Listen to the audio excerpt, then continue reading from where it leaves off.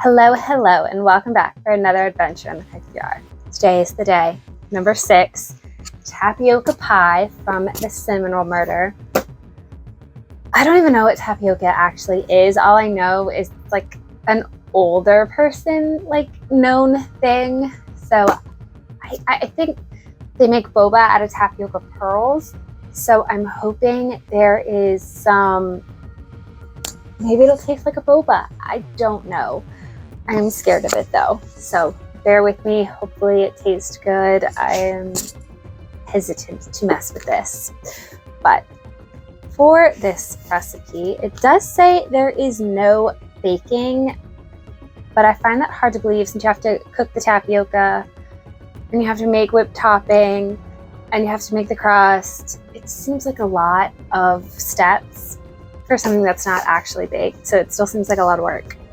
But for the crust itself, you're going to want 2 cups of vanilla wafer cookie crumbs, 3/4 stick of melted butter, and 1 teaspoon of vanilla extract.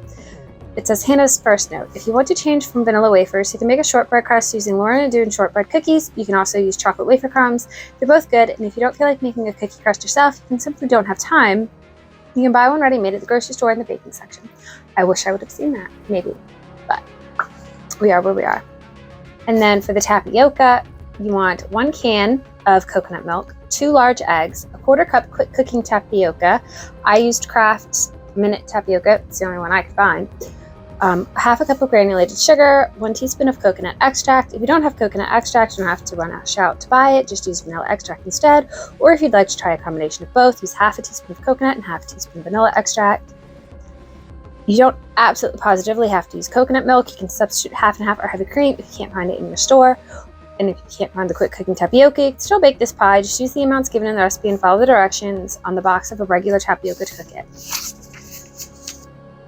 And then Hannah's third note, you can take another shortcut here if you want to. You can buy a container of frozen sweetened whipped cream and use 1.5 cups of that instead of whipping your own cream. If you decide to do it yourself, the instructions are below.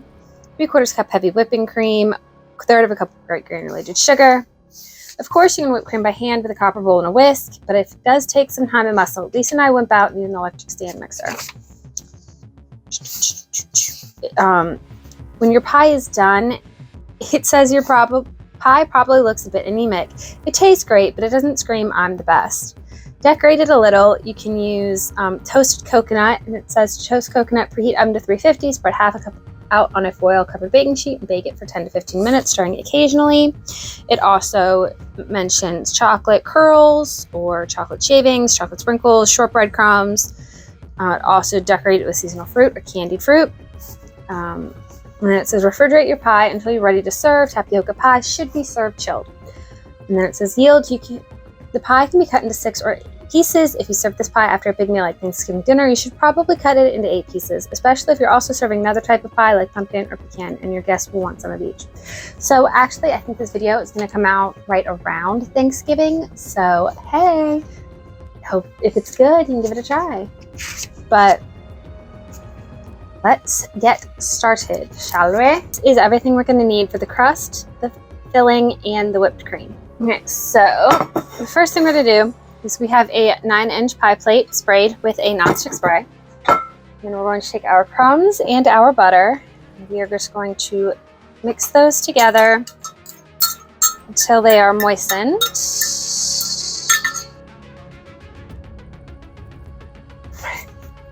We're going to wash our hands and be right back for the filling. So once you have your pie crust or your cookie crust into the thing and you have it all pat down, stick it in the freezer for 20 minutes. So for this part, they want you to mix the 2 eggs with the coconut milk. I'm not actually sure if you have to shake this before you use it, but I'd rather shake it first. What does it actually say? Shake well, yes, so shake it. Okay. Coconutty. Now we're going to whisk this until it is a uniform color. Now we're going to add our tapioca and the sugar. All right, once you have that done, it says to let this sit for 5 minutes. Okay, so with this, you're going to heat it over medium-high heat, stirring the entire time until it boils. Once it's boiling, pull it off the heat. It says give it a couple more stirs till it calms down, and then to stir in the coconut extract.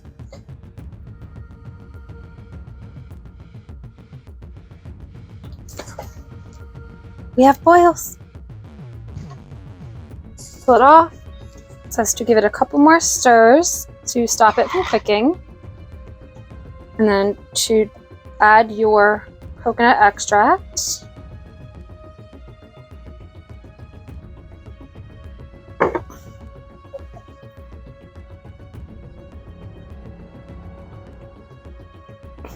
And then let this cool while you make the whipped topping. So we're just gonna let that hang out over there. Come along, Mighty Mouse. You are needed to save the city. So for this part, we're going to add our cream into our bowl. Then we're going to whip it until we have soft peaks. I don't think that counts as peak.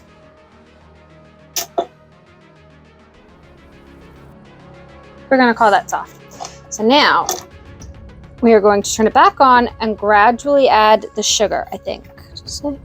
Yes. They're running on high, gradually add it in. I know it says gradually, but I'm very quickly getting to the stage of butter, so I don't want to keep whipping it too much. Okay, so it says if this is not room temperature, which it's only been like 3 minutes, it's still steaming. It says to put this in the refrigerator and wait. So we had some technical difficulties. What I did once the tapioca cooled off was you take about a 1/4 cup of the whipped cream that you made, put it into your pan and fold that in together, lightly mix. And then once you have that mixed in, you dump the tapioca in the pan into your Cool Whip whipped cream, and you gently fold it and turn it in, trying to not lose air as much as possible so you don't make it flat. Once we have it that way, we are going to take our pie crust out of the freezer, and it just says to scoop in the filling and smooth it out. So I see where they said it would be a little bit anemic. I'm going to take some grated chocolate that I save in the freezer. I'm just going to sprinkle it on top.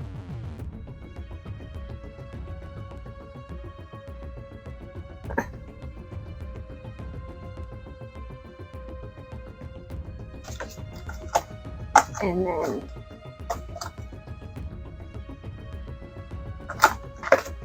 because I have one more trick. They mentioned Thanksgiving, and it's just around the corner. We have this autumn mix in the stores right now.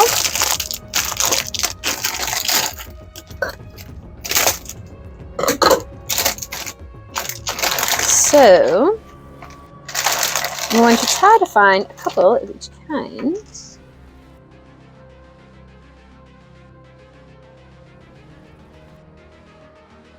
I'm going to give you a close-up of what it looks like, and then we're going to pop it back in the fridge for a couple of hours because it says you want this to be nice and cold before you serve it.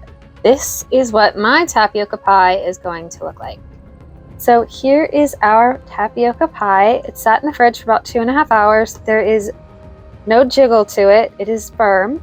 I'm going to cut it up and see what it looks like.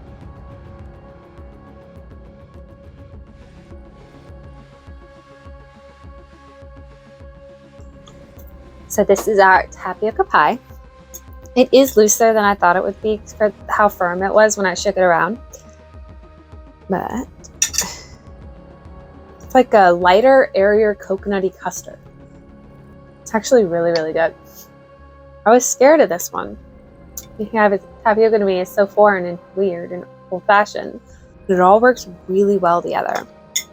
Overall, I think I give this like a 9 out of 10.